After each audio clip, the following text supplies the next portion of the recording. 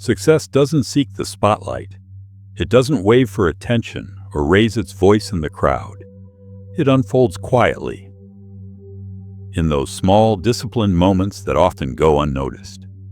Like a seed buried beneath the earth, its most vital growth happens out of sight, in silence, in stillness, in solitude. But somewhere along the way, we were taught to broadcast everything, to announce our goals before we've begun the work, to share our process before it has formed roots. And that's where many lose their edge, not because they lack ability, but because they give their energy to visibility too soon. The more we speak, the less we do. The more we seek approval, the less we build resilience. The Stoics understood this. They taught us to guard our focus, to detach from recognition, to keep our efforts grounded in what we can control. Because silence, true silence, is not weakness, it's wisdom. If that resonates with you, if you've ever felt drawn toward depth rather than display, then consider subscribing. It allows us to keep exploring these ideas and lets me know you're someone who values substance over show, inner strength over external noise. Let's go deeper. Silence isn't secrecy. Sometimes it's protection. A quiet space where fragile ideas can take root without interference. Not every thought is ready for daylight. Not every dream should be spoken aloud, especially while it's still becoming. Because when you reveal it too early, you're not just inviting attention. You're opening the door to noise, doubt, unsolicited advice, well-meaning concern that sounds like discouragement. Even worse, you risk distraction disguised as support, the kind that feels encouraging but quietly pulls you off course. It's like trying to write with 20 voices whispering over your shoulder, each one offering opinions before the first sentence is even complete. So why do we feel the need to talk about what we're working on? Why do we crave being seen mid-process? Maybe it's because deep down, we want to be acknowledged. We want someone to recognize our efforts, even before they bear fruit. There's no shame in seeking connection. But when validation comes too early, it can replace true fulfillment. It gives you a quick hit of satisfaction, a temporary sense of progress. And that's where the danger lies. Because once your mind links applause to ambition, you may start to feel rewarded for simply saying you'll do something, rather than actually doing it. Carl Jung once said, "The privilege of a lifetime is to become who you truly are." But how can you become if your confidence depends on how others respond? You know that feeling, when an idea ignites something inside you, when your chest burns with inspiration, and you scribble notes on receipts or type thoughts into your phone in the dark. That kind of inspiration is rare, it's sacred. But then, in a rush of excitement or a need for reassurance, you share it, and the reaction is lukewarm. A shrug, a pause, a sounds hard, and suddenly the fire dims. Not because they meant to extinguish it, but because they weren't equipped to carry it. Plato once wrote, "Opinion is the medium between knowledge and ignorance." And most people? They speak from opinion, not from wisdom, not from experience, just noise. And here's the twist. Once you talk about an idea, your brain can trick you into thinking you've already acted on it. You say, "I'm going to launch this. I've got this big plan." And people nod. They even cheer. It feels like progress. But it's not. It's illusion. Performance instead of movement. Momentum traded for momentary applause. Aristotle taught that virtue lies in action, not in the thought of action. So when you speak too much before you move, you stagnate, you stall, and momentum once lost is difficult to reclaim. There's a reason real builders work behind walls. It's not secrecy. It's because the process is messy, uncertain, and sacred. And real growth, the kind that changes your life, needs protection, not performance. When nothing goes right, when the measurements are off, the pieces don't fit, and you find yourself tearing it all down just to begin again. There's noise, there's dust, There are uneven edges and crooked frames. This isn't the part anyone celebrates. No one applauds a half-laid foundation. It's messy, unfinished, quietly frustrating. But it's the most important part. Because if the base is flawed, everything built on top of it will eventually collapse. That's why you protect the process. You keep the walls up, not to hide, but to shield the work while it's still becoming. Socrates once warned, "Beware the barrenness of a busy life." And that's exactly what happens when we trade building for performing. When we become too focused on appearances and not enough on substance. We stay active, but not effective. We stay visible, but not grounded. And then someone asks, "So what do you do?" The temptation is to answer in full, to explain the vision, the projects, the end goal, all wrapped in polished words that sound like progress. Because we don't want to appear idle. We don't want to seem like we're standing still. But not every question deserves an answer. Curiosity doesn't equal entitlement. Some ask out of comparison, not care. They want to measure, not understand. And often it's subtle. It sounds polite. It looks like interest. But underneath, there's calculation. There's a quiet attempt to assess where you are, compared to where they are. Even well-meaning opinions can throw you off course.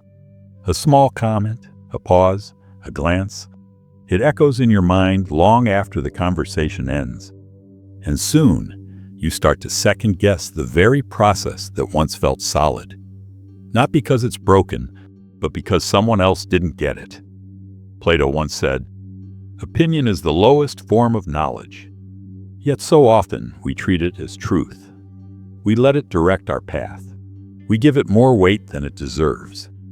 And the moment we do, our clarity begins to blur. The vision that once felt sharp now feels shaky. Sometimes, the moment you speak an idea aloud, you feel it, something shift. Not because someone took it, but because it suddenly feels different, exposed, diluted. Like you cracked something open before it was fully formed. That's not just in your head. That's energy. Carl Jung believed the unconscious mind is a sacred space, a deep inner world that moves according to its own rhythm. And when you share too soon, you interrupt that rhythm.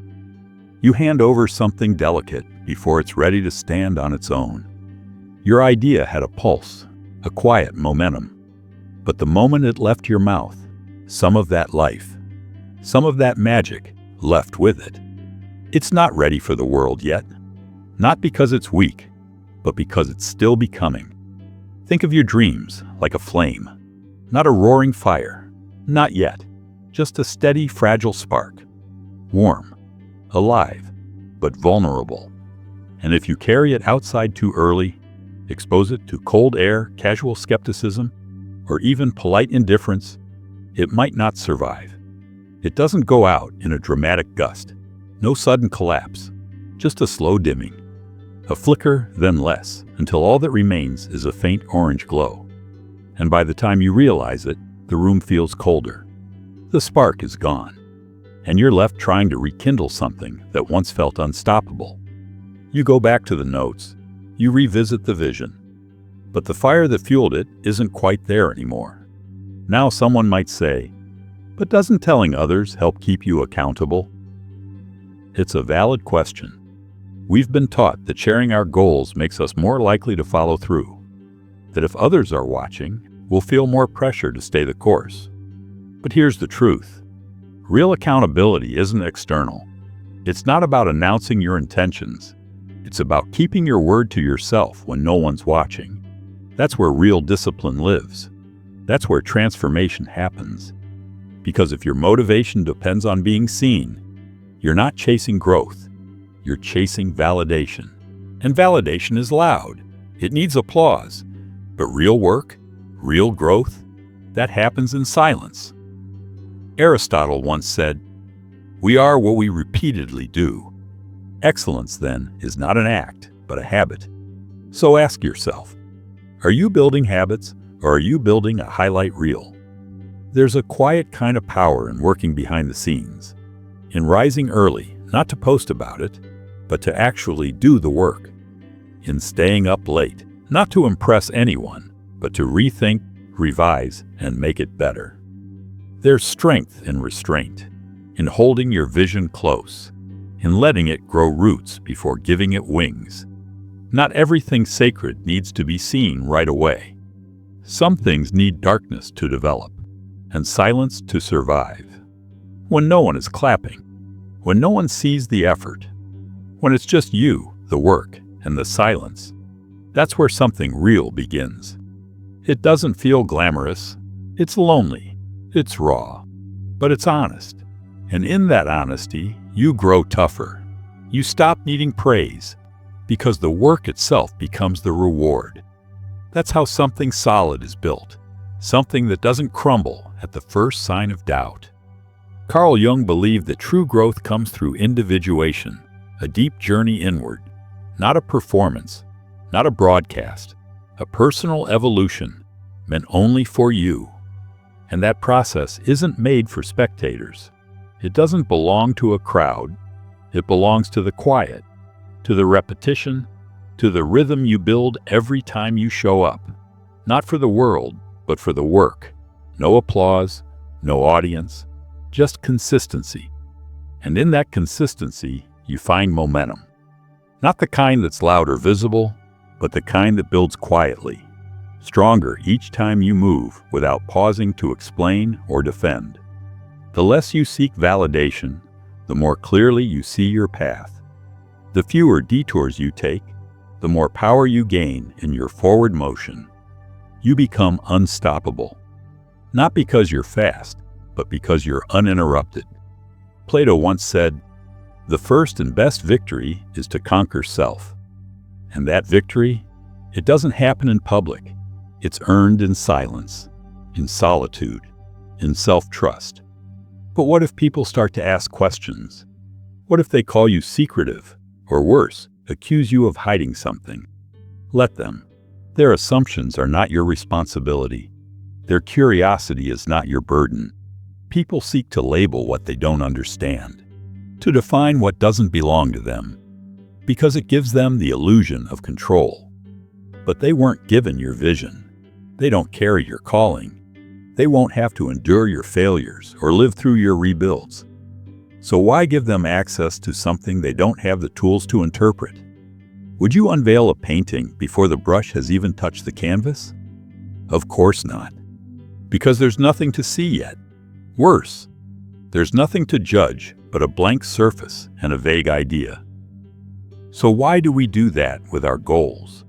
Why do we offer our unfinished visions to people who can't yet see what we see? Socrates once said, "To find yourself, think for yourself." And thinking for yourself means knowing when to protect an idea. Not out of fear, but out of care, out of respect for the fragile, powerful thing you're building. Because when it's real, when it's ready, it will speak for itself. Maybe the reason you feel stuck isn't because you lack talent. It's not because you're not capable. It's because your energy, the very fuel you need, is leaking through your words. Every time you talk about what you're going to do, you give away a little of the fire that was meant to power your next step. It doesn't seem like much. A conversation here, a social post there. But it adds up, quietly, like a slow leak in a tire. And suddenly the drive is gone, and you can't remember where it went. Carl Jung once wrote, "Until you make the unconscious conscious, it will direct your life, and you will call it fate." So before you share it, before you declare it, ask yourself, is this ready to be seen? Or does it still need time in the dark to become strong enough to survive the light? Because real dreams, the kind worth building, don't need to be understood by others.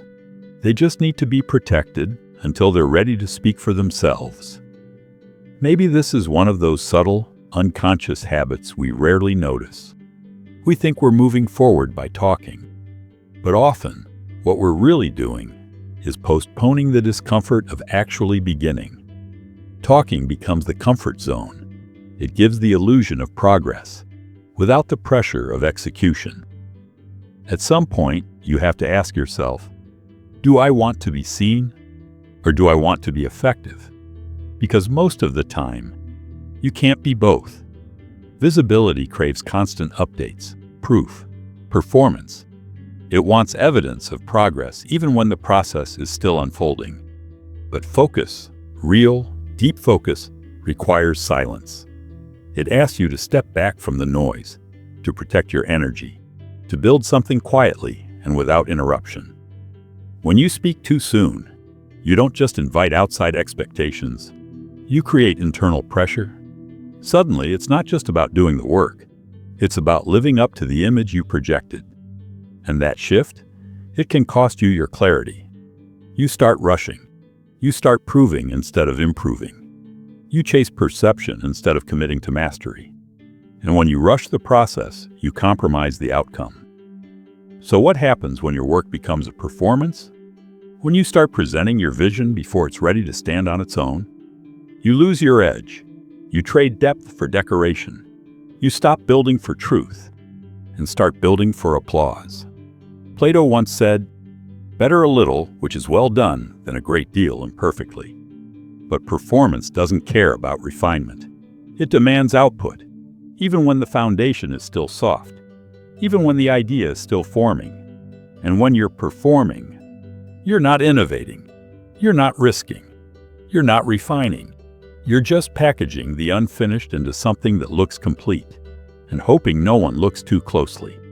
But here's what's quietly powerful. When you finally succeed, when the results speak clearly and undeniably, the same people who once doubted, you won't even remember they did. They'll never say, "I was wrong." And the best part is, you won't need them to, because your work will speak. It will carry its own authority. And the ones who truly believed in you, they never needed convincing. They saw the value, not in your words, but in your commitment to becoming. Not everyone needs an update. Most people weren't following your words. They were quietly waiting on your work. Socrates once said, "The way to gain a good reputation is to endeavor to be what you desire to appear." It still holds true. You don't need to broadcast what you're building. You just need to build. Because silence, backed by something real, speaks louder than any promise ever could. There's something almost sacred about working in the quiet, letting the process shape you before the world even sees the result. No countdown, no teasers, no noise. Just the calm confidence of someone who chose to commit, not perform. And then, one day, the work is ready. You bring it forward, not with hype, but with weight. No announcement necessary, just presence, completion, substance. And the room shifts, not out of politeness, out of respect. Because something that was built in silence commands a different kind of attention. Not just admiration, impact. Not just noise, depth. It didn't rely on expectation. It stood on execution. There's no need to drop breadcrumbs when you've always known where you're going. No need to defend what's already finished. No need to explain what now speaks for itself. As Aristotle said, character is revealed through action, not through words. And in that quiet reveal, your character becomes clear, steady, focused, unshaken. But here's the paradox of our time. We live in a world that often rewards the announcement, not the arrival. Where attention is earned not by finishing, but by promising to start. And still, talk fades, execution stays. Respect earned through completion has a weight to it. It doesn't vanish when someone else speaks louder. It doesn't depend on algorithms or applause. Plato once said, "Wise men speak because they have something to say, fools because they have to say something." And in a world overflowing with noise, those who choose to speak less, but do more, they're the ones we remember. The ones who move quietly, they're often the ones who make the deepest impact.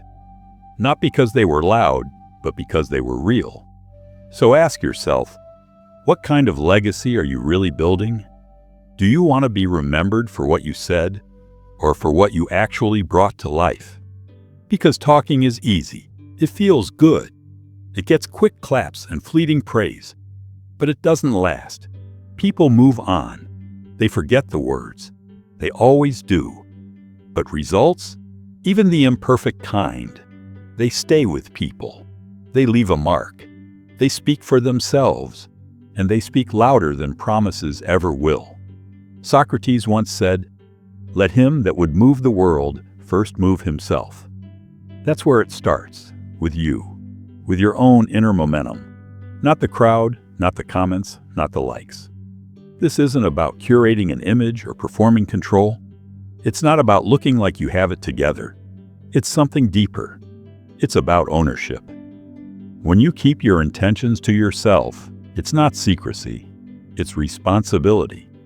You remove the audience, the expectations, and suddenly there's no room to hide. No performance to polish.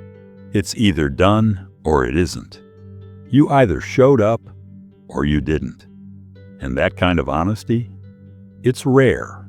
Because in a world full of distractions and noise, most people are too busy trying to be seen to ask themselves if they're actually progressing. But when no one's watching, you become your own standard.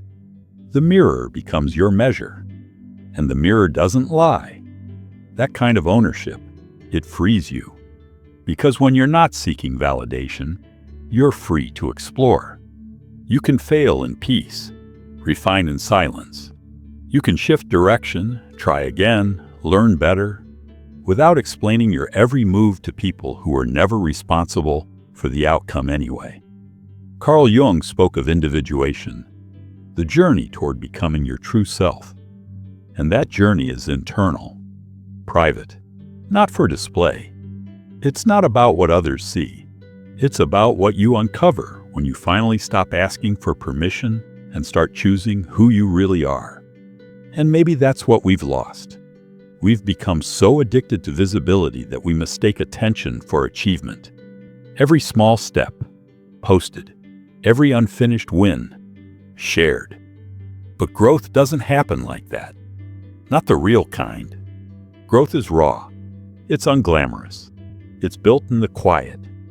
When you're uncertain, when you're trying, when you're still figuring it out. That's where depth is made. That's where character grows roots. So why are we afraid to work in the dark? Why do we feel invisible means insignificant? Maybe because we've forgotten. What's growing beneath the surface often becomes the strongest of all. Maybe it's because the world taught us this. If no one sees it, it doesn't count. But that's not the truth. That's just noise. Plato once said, "The measure of a man is what he does with power." And there's a quiet kind of power. The kind found in silence, in solitude, in not needing the world to clap while you're still becoming. Because when no one's watching, the real work begins. That's when the mask comes off. That's when it's no longer about appearances, but alignment. Not about how it looks, but how it feels. No performance, no pretending. Just you, your thoughts, your doubts, your steady discipline.